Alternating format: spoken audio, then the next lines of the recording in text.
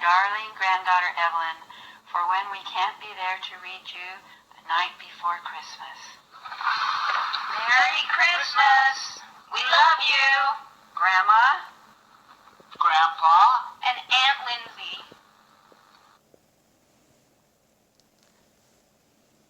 'Twas the night before Christmas when all through the house not a creature was stirring, not even a mouse or Evelyn Watts.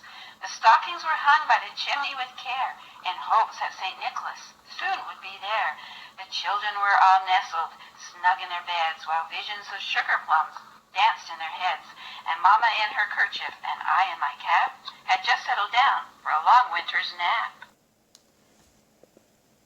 When out on the lawn there arose such a clatter, I sprang from my bed to see what was the matter. Away to the window I flew like a flash, tore open the shutters and threw up the sash. The moon on the breast of the new-fallen snow gave a luster of midday to objects below. When much my wondering I should appear, but a miniature sleigh and a tiny reindeer, with a little old driver so lively and quick, I knew in a moment it must be St. Nick. More rapid than eagles his coursers they came, and he whistled and shouted and called them by name.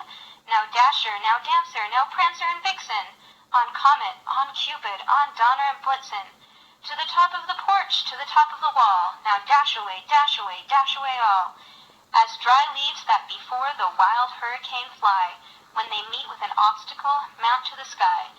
So up to the housetop the coursers they flew, with the sleigh full of toys and St. Nicholas too.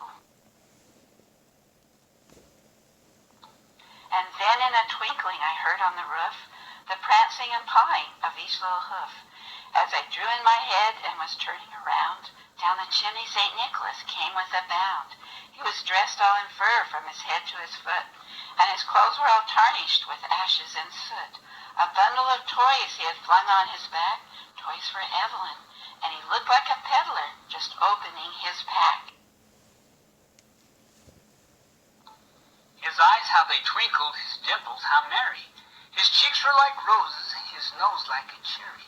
His droll little mouth was drawn up like a bow, and the beard on his chin was as white as the snow. The stump of a pipe he held tight in his teeth, and the smoke it encircled his head like a wreath. He had a broad face and a round little belly that shook when he laughed like a bowl full of jelly. He was chubby and plump, a right jolly old elf, and I laughed when I saw him in spite of myself.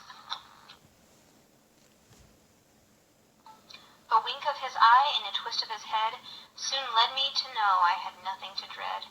He spoke not a word, but went straight to his work, and filled all the stockings, then turned with a jerk, and laying his finger aside of his nose, and giving a nod, up the chimney he rose.